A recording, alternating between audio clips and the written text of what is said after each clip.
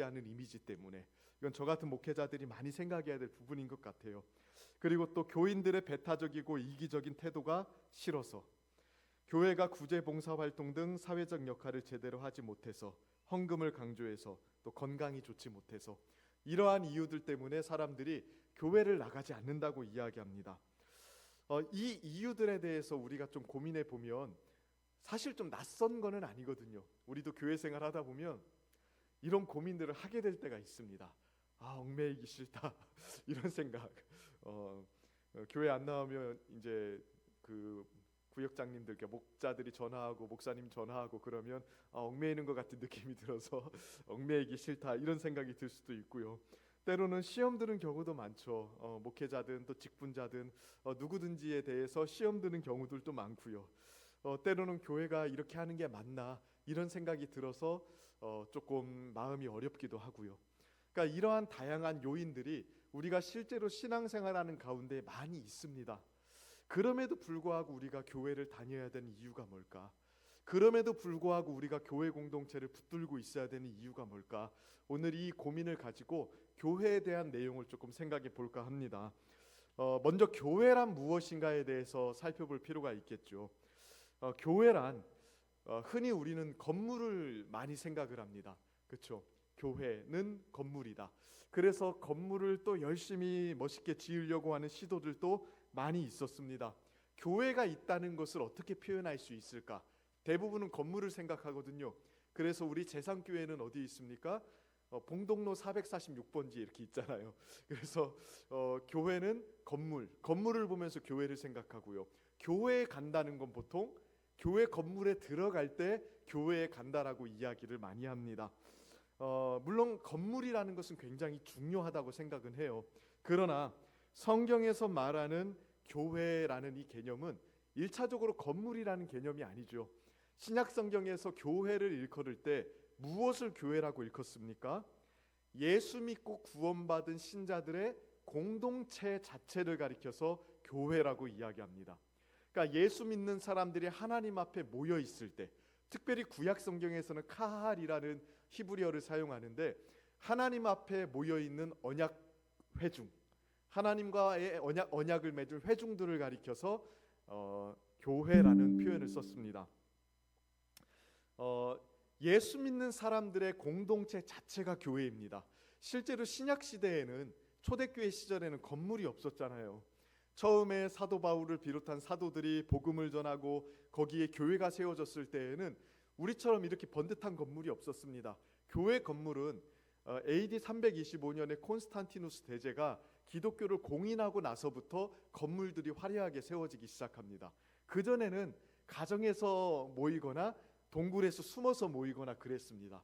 그런데 그런 모임 자체를 가리켜서 교회라고 일컬었던 거예요. 그러면 이 건물은 뭐라고 하는 게 맞습니까? 네, 교회당. 그래서 우리 재상교회 앞에 이렇게 보면 재상교회당이라고 써 있습니다. 매우 성경적인 표현입니다. 재상교회당. 요즘은 그런 말을 잘 안 쓰는데 우리 교회는 이게 딱 써 있더라고요. 그 1층의 그 로비에. 그래서 저는 참 괜찮다는 생각을 했습니다. 네. 어쨌든 간에 이 예수 믿는 사람들의 공동체 자체를 교회라고 했을 때 신학적으로 교회를 두 가지로 구분해서 생각을 해볼 수 있어요. 첫 번째로는 보편교회라는 게 있고 두 번째로는 지역교회라는 게 있습니다. 자, 보편교회는 뭡니까? 영어로 유니버셜 철치라고 이야기해요. 라틴어로는 카톨릭이라고 이야기합니다. 카톨릭 교회 이렇게 많이 이야기하죠. 우리가 천주교를 그들은 스스로를 카톨릭 교회라고 이야기하는데 본래 카톨릭이라는 말 자체가 교회의 속성을 표현하는 단어입니다. 보편적이라는 뜻이거든요. 그래서 카톨릭 교회, 천주교는 그러니까 하나의 조직체로 교회를 묶어놓지 않았습니까? 그래서 범세계적인 조직체를 만들어 놓고 우리는 보편적 교회다. 크게 하나로 묶여진 교회다라고 이야기를 합니다.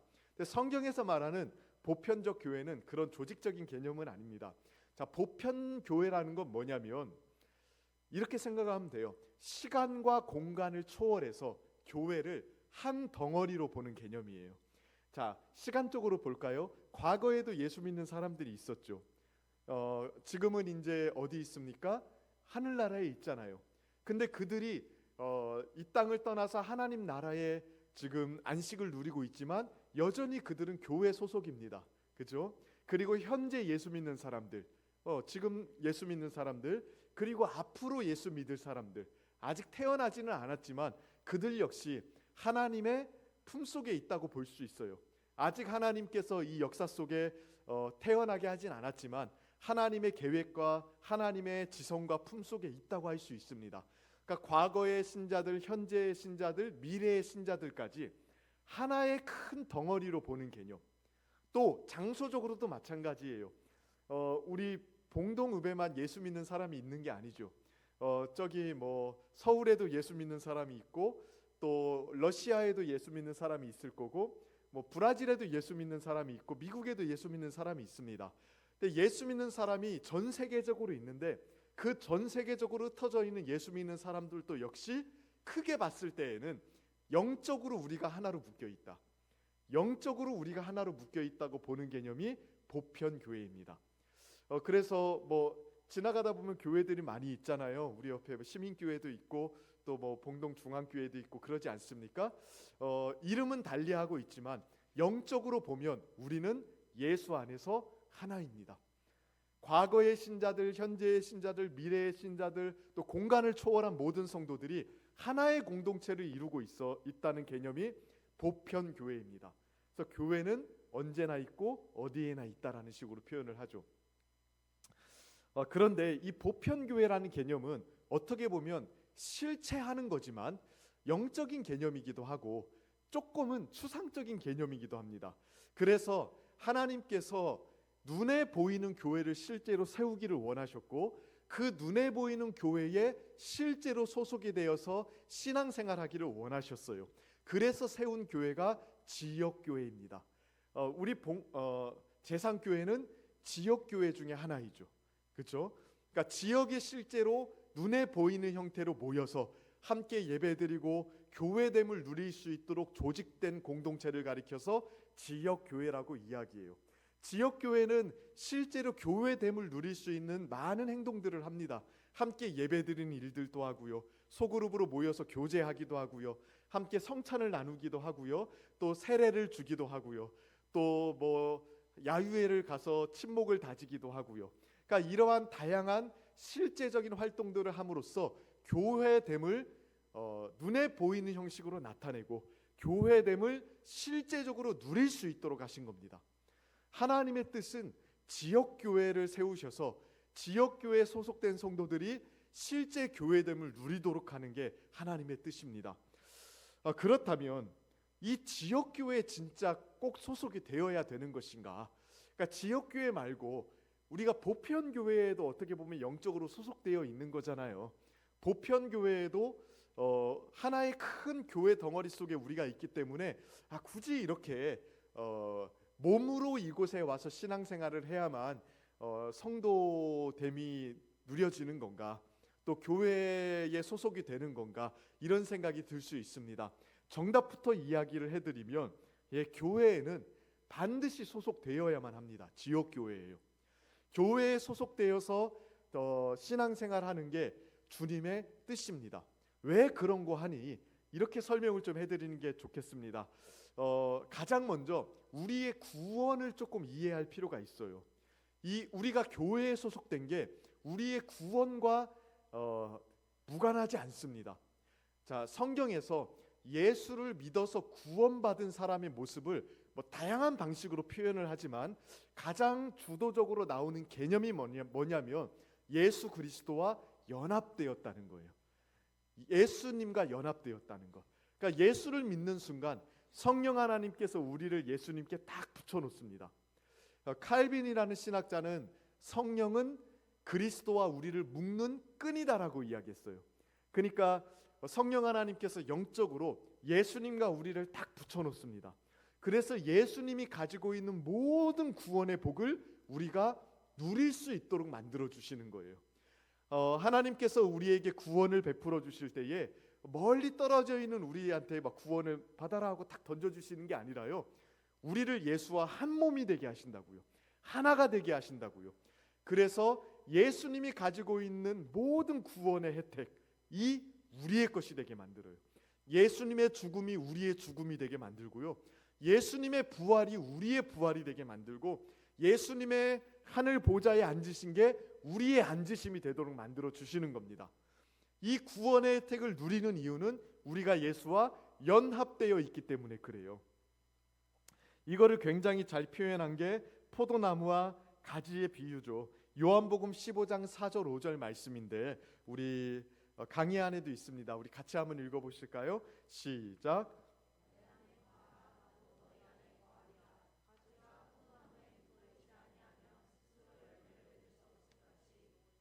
내 안에 있지 아니하면 그러하리라. 나는 포도나무요 너희는 가지라. 그가 내 안에 내가 그 안에 거하면 사람이 열매를 많이 맺나니 나를 떠나서는 너희가 아무것도 할 수 없음이라. 아멘.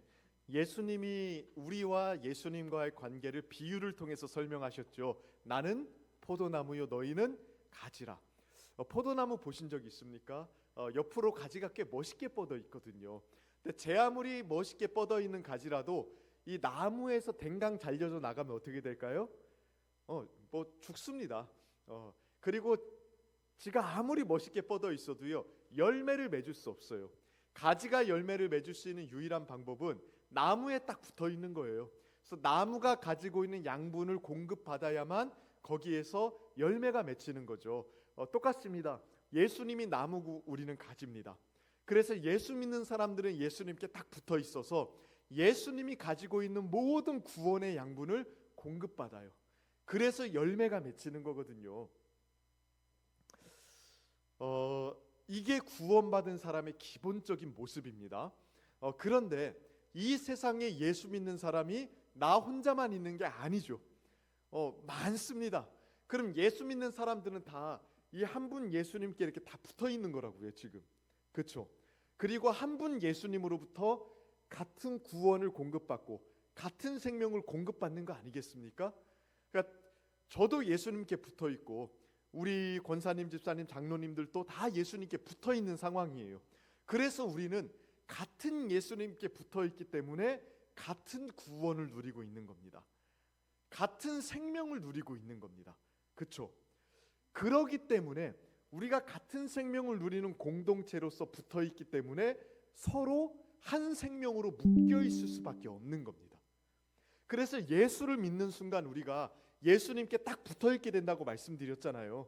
그러면 예수를 믿는 순간 예수님께 붙어 있는 다른 사람과 똑같은 생명을 공유하게 됨으로써 다른 사람들과도 연합될 수밖에 없는 겁니다. 이렇게 예수님께 붙어 있고 또 예수를 믿는 사람들과 한 생명으로 연합되어 있는 이 상태를 가리켜서 성경은 교회라고 이야기합니다. 교회. 예수를 믿는 순간 우리는 교회의 일원이 되는 겁니다. 그러니까 교회는 선택사항이 아니에요.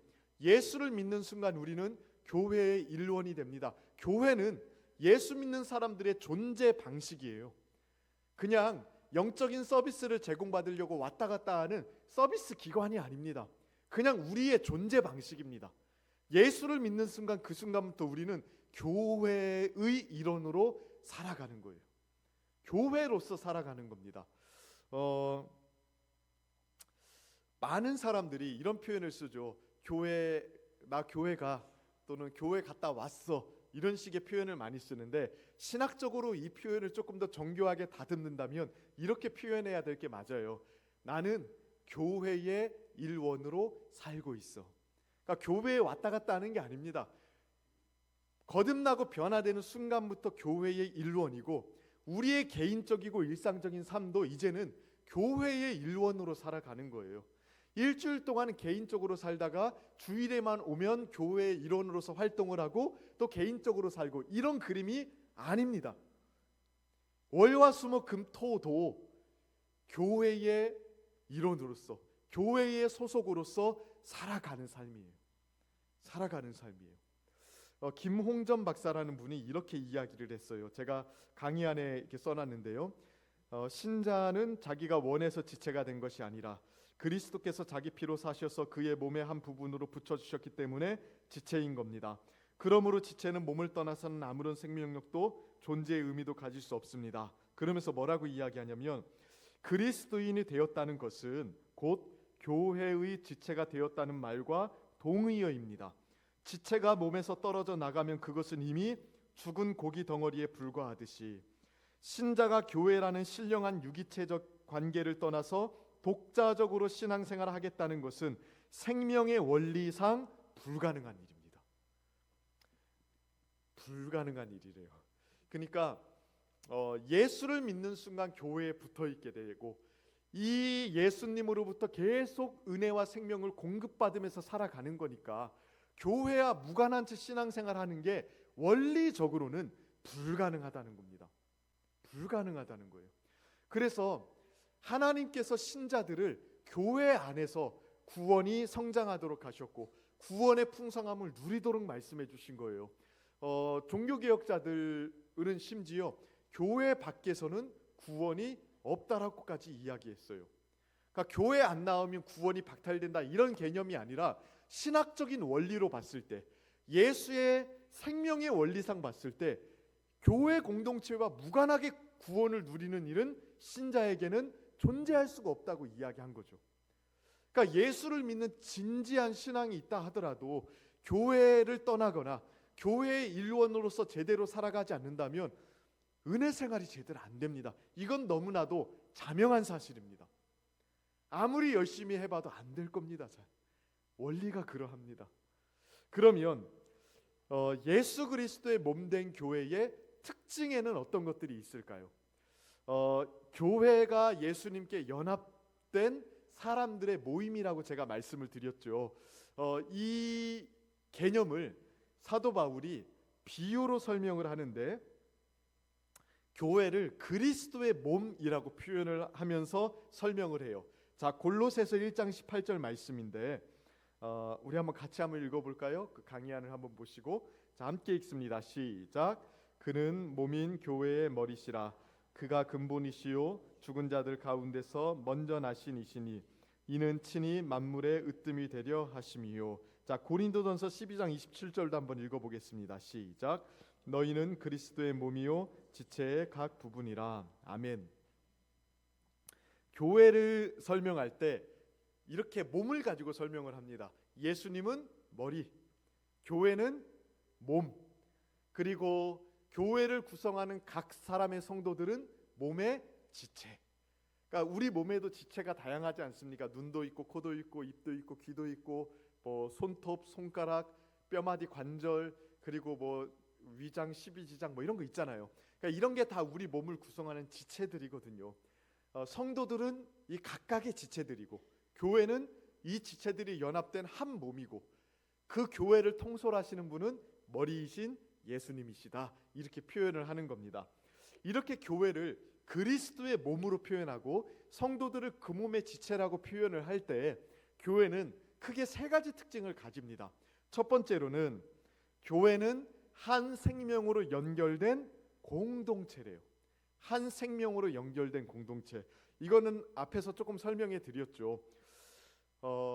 우리 몸을 좀 생각해 보실까요?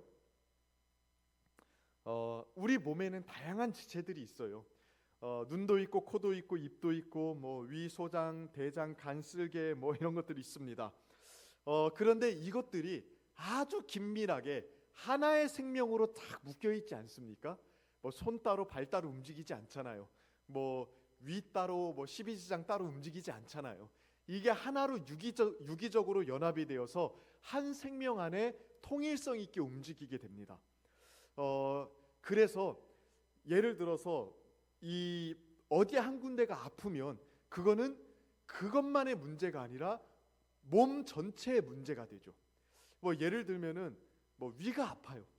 그러면 위만 아프고 끝납니까?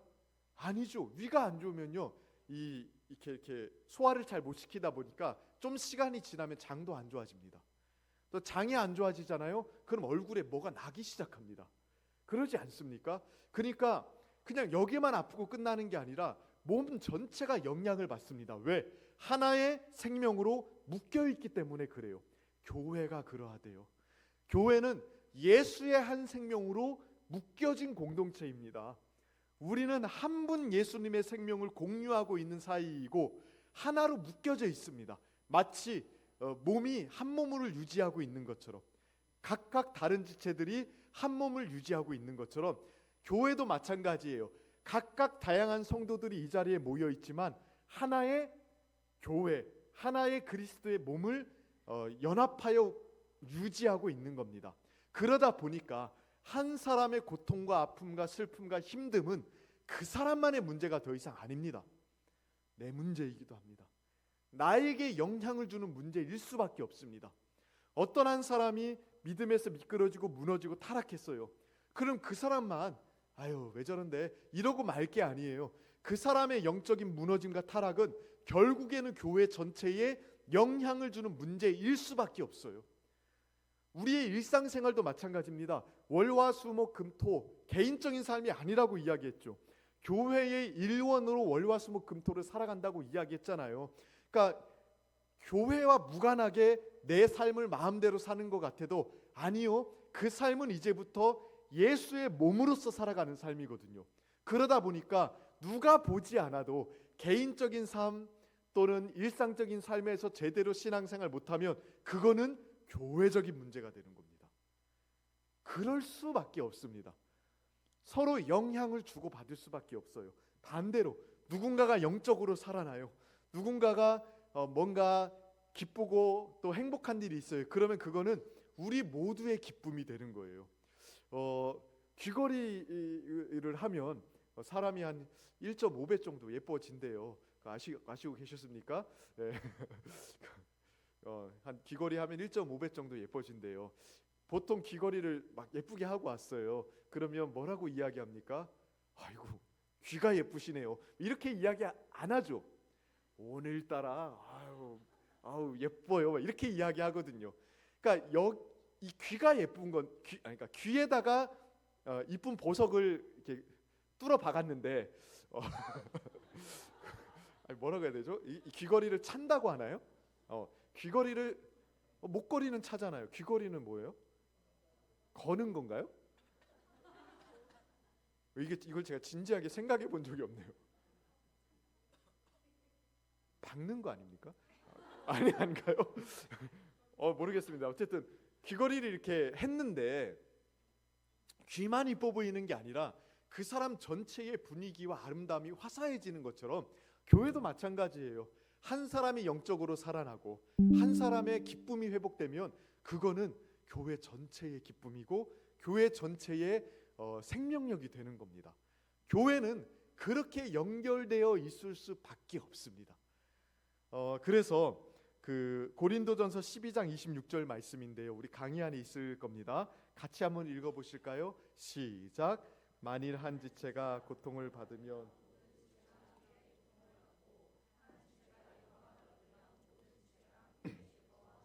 네, 한 지체가 고통을 받으면 모든 지체가 함께 고통을 받고 한 지체가 영광을 받으면 모든 지체가 함께 즐거워하는 것. 이 영적인 감수성을 가지고 교감하고 공감하는 공동체성을 누리는 게 교회 생활 잘하시는 거예요. 그래서 서로 무관심하시면 안 됩니다. 자꾸 상대방의 얼굴을 쳐다보셔야 됩니다. 그러니까 서로 무관심한 거는 그냥 손 따로 발 따로 뭐 입 따로 이렇게 놀겠다는 거예요. 그래서 서로의 얼굴을 좀 많이 바라보십시오. 교회에 오셔서 나는 사람 안 보고 하나님만 보면서 신앙생활해요. 그것도 좋은 건데요. 교회의 본질적 특성상 우리가 서로 무관할 수가 없어요. 무관할 수가 없어요. 평생 하나님만 바라보고 신앙생활하는 것, 그 마음이 뭔지는 저는 압니다. 오해하진 않습니다. 그러나 교회 생활의 본질은 서로 사랑하고 서로 공감하고 같이 아파하고 같이 기뻐하는 겁니다. 그런 공동체가 건강한 공동체예요. 건강한 공동체예요. 그래서 서로의 얼굴을 좀 자주 들여다보는 공동체 되길 축복합니다. 두 번째로는요, 다양성과 통일성의 조화를 누리는 공동체예요. 자, 우리 몸을 다시 생각해 볼까요? 우리 몸에는 굉장히 다양한 지체들이 있어요. 뭐 눈, 코, 입, 발, 뭐 수백 가지의 지체들이 있습니다. 심지어 머리카락 한 올 한 올도 달라요. 진짜 달라요. 그러니까 얼마나 많은 지체들이 몸을 유지하고 있습니까? 교회도 마찬가지예요. 하나님께서 교회를 디자인하실 때 일부러 다양한 사람들을 모아두셨습니다. 일부러요. 예수 믿는 것 빼고는 어쩜 그렇게 다 다른지 모르겠어요. 세상에 별 사람들은 교회에 다 모여 있습니다. 일부러 그렇게 하신 겁니다. 각각의 다른 은사, 각각의 다른 능력, 각각의 다른 재능들, 각각의 다른 성격을 가진 사람들, 이런 사람들을 모아두셨습니다. 왜 그렇게 하셨냐면 서로의 부족한 것들을 다름을 통해서 채워주기 위해서 그렇습니다. 몸을 다시 생각해 볼까요? 다 눈만 있으면 어떻게 될 것 같습니까? 숨은 어떻게 쉬겠어요? 그러지 않습니까? 뭐 다 코만 있으면 어떻게 하겠습니까? 말은 어떻게 하겠어요? 또 가려울 때 등은 어떻게 긁겠습니까? 그러니까 각각 다른 지체들이 각각 다른 기능을 해야 몸이 유지가 되는 거예요. 서로 보완이 되는 거예요. 우리도 마찬가지입니다. 교회 생활하다 보면 정말 다양한 신자들이 있습니다. 하나님이 일부러 그렇게 하신 겁니다. 그래서 서로 다른 부분들을 보완해 줄 수 있도록 하신 거예요. 보완해 줄 수 있도록. 제일 발전이 없는 사람들이 자기랑 비슷한 사람하고 노는 사람들이 제일 발전이 없대요. 하나님께서 교회에 어떤 사람은 일을 되게 철저하게 잘하는 사람이 있고요. 어떤 사람은 일보다도 관계를 중요하게 생각하는 사람이 있어요. 이 둘 다 있어야 됩니다, 교회에. 그러니까 일만 잘하는 사람들만 있으면요, 진짜 삭막할 거예요. 일은 기똥차게 돌아가거든요. 근데 조직적으로 착착착착해서 돌아가지만 아마 서로의 얼굴을 보고 웃는 일들은 없을걸요. 또 반대로 관계만 중요시하는 사람들만 있어. 그러면 서로 얼굴 보고 울고 웃고 뭐 밥 먹고 그러면서 좋겠지만 하나님이 맡겨주신 일들을 체계적으로 할 수는 없겠죠. 그러니까 이런 사람들이 다 모여 있어야 교회가 균형 있게 발전해 나가는 겁니다. 뭐 어떤 사람들은 가르치는 걸 잘하고요. 어떤 사람들은 섬기는 걸 잘합니다. 또 어떤 사람들은 성격이 느긋하고요. 어떤 사람들은 말을 하면 바로 해야 직성이 풀리는 사람들도 있어요. 그러니까 이런 사람들이 다 함께 모여 있으므로 서로의 부족한 것들을 채워주게 만드신 거예요. 교회 생활하다 보면 진짜 난 저 사람하고 안 맞아 이런 사람이 반드시 있습니다. 저도 있어요. 누구나 다 있을 수밖에 없어요. 근데 이렇게 생각하셔야 돼. 아, 저 사람이 내 부족한 걸 채워주는 사람이구나. 나랑 잘 안 맞고 꺼끌꺼끌한 그 사람이 여러분의 빈틈을 채워줄 수 있는 사람입니다. 그래서 더 소중하게 보셔야 됩니다. 하나님이 여러분의 인격과 삶을 완성시키기 위해서 붙여진 기가 막힌 동역자입니다. 그 사람들이. 그래서 교회 생활하다 보면 잘 맞지 않으면 우리는 배척하거든요. 그게 아니라 잘 맞지 않기 때문에 오히려 가까이 하셔야 돼요. 그래야 성장하고 성숙합니다. 그런 아량이 좀 필요합니다. 그런데 이 다양성만 있는 게 아니에요. 다양성이 있다고 해서 파편화되지 않습니다. 교회가. 왜? 같은 것도 가지고 있거든요. 본질적으로 통일성을 이룰 수 있게끔, 하나됨을 이룰 수 있게끔 본질적인 것들을 우리에게 주셨습니다. 고린도전서 12장 4절부터 6절까지 말씀인데 우리 강의안을 보시고 한번 같이 읽어보실까요? 시작. 은사는 여러 가지나 성령은 같고 직분은 여러 가지나 주는 같으며 또 사역은 여러 가지나 모든 것을 모든 사람 가운데서 이루시는 하나님은 같으니. 자, 은사는 여러 가지예요. 다양한 은사와 재능들을 주셨는데 이 은사를 주신 성령님은 한 분이시죠. 직분은 여러 가지예요. 목사, 장로, 집사, 권사, 직분은 여러 가지인데 그 직분을 통해서 섬기는 주님은 같은 분이래요. 사역은 여러 가지나 그 사역 가운데 역사하시는 하나님은 같은 분이시래요. 그렇기 때문에 우리가 같은 것을 가지고 하나됨을 이룰 수 있는 겁니다. 에베소서 4장 3절부터 6절까지도 한번 보실까요? 여기는 같은 게 더 많이 나옵니다. 같이 한번 읽어보겠습니다. 시작. 평안에 매는 줄로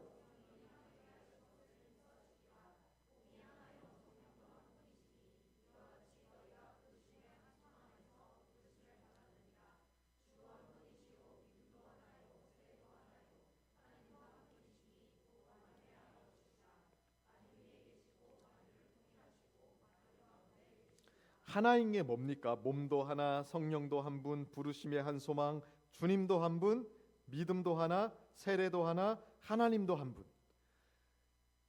각각 다른 사람들, 또 다른 은사들, 다른 능력을 가진 사람들이 모여 있지만 교회가 희한하게도 파편화되지 않는 건 본질적인 하나됨을 이루고 있기 때문입니다. 그래서 에베소서 4장 3절 다시 보십시오. 성령이 하나 되게 하신 것을 힘써 지키래요. 그러니까 우리 보고 하나 되라라고 이야기한 게 아닙니다. 성령이 이미 하나 되게 하셨대요. 왜? 이미 같은 걸 주셨거든요. 믿음도 하나이고 소망도 하나이고 주님도 한 분이시고 성령님도 한 분이시고 이미 같은 걸 가지고 있습니다. 그러니 우리가 해야 될 일은 이미 하나 되게 하신 것을 지켜내는 일이죠. 그래서 교회는 다양성을 가지고 있지만 파편화되지 않고 통일성을 유지하지만 일률화되지 않습니다. 다양성과 통일성의 기가 막힌 조화를 이루고 있는 게 교회입니다. 사람이 뭔가를 보고 아름답다고 느낄 때는 보통 다양한 것들이 기가 막힌 조화와 균형을 이루고 있을 때 그걸 보고 아름답다고 느낀대요. 복잡한 것들이 뭐 이렇게 질서를 무너지지 않고 기가 막힌 조화와 균형을 쫙 이루고 있을 때 아름답다라고 느낀답니다. 그러니까 여러분들이 그 연예인들 얼굴 보면서 아름답다고 느끼는 이유는 눈, 코, 입의 기가 막힌 조화와 균형 때문에 그래요. 그러니까 이런 것들이 아름다움의 어떤 그 내용을 제공하는 건데 교회가 그렇습니다. 다양한 사람들이 통일성을 이루고 있습니다. 통일성을 이루고 있다고 해서 일률화되지 않고 다양성을 유지합니다. 이 아름다움을 담지하고 있는 게 교회 공동체고요. 다양성과 통일성의 본질적인 균형을 이룰 수 있는 공동체는 교회밖에 없습니다. 세상에. 모든 세상의 집단은 다 편중될 수밖에 없어요. 근데 교회는 다양성을 존중하면서 동시에 통일성을 붙드는 아름다운 공동체입니다. 이것을 존중하고 누리는 게 교회 생활 잘하시는 거예요. 마지막 세 번째는요. 함께 자라가는 것. 다시 몸을 생각해 볼까요? 키가 크고 이러는데 어디 한 부분만 쭉 길어져요. 막 한쪽 팔만 쭉 길어요. 그러면 이거 좀 뭔가 이상하다고 느끼지 않겠습니까? 몸이 자라는데 막 한쪽 발가락만 막 계속 자라요. 그러면 이게 좀 뭔가 이상하다고 느끼는겠죠. 정상적이고 또 그런 성장이라고 보기가 어렵죠. 몸은 일반적으로 균형 있게 자라납니다. 물론 이렇게 그 사춘기가 오면 성장 속도를 보면 머리가 먼저 커진다고 그러대요. 보니까 그거 아십니까? 머리가 커지고 그 다음에 허리가 자라고 그 다음에 다리가 자란대요. 뭐 그런 식으로 자란다고는 하는데 어쨌든 간에 균형 있게 전체적으로 몸이 자랍니다. 건물을 지을 때도 마찬가지죠. 건물을 이렇게 짓지 한쪽 벽만 쫙 세우는 경우 없잖아요. 그러니까 교회도 마찬가지예요.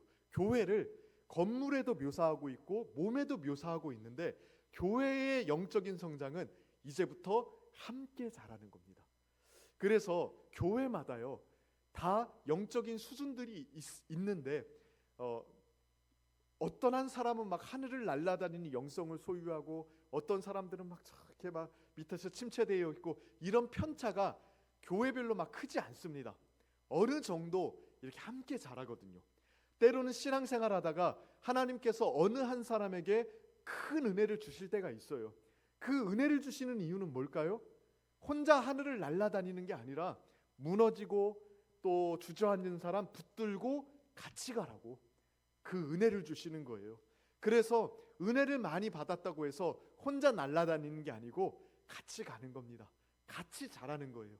함께 자라는 겁니다. 그래서 교회 안에서 우리는 한 공동체로서 함께 자라가게 되죠. 그래서 교회 생활 잘한다는 건 이 세 가지를 잘 누리는 거예요. 생명의 연합을 누려서 함께 아파하고 함께 기뻐하고 다양성을 존중하면서 통일성을 유지하고 또 함께 자라나는 것.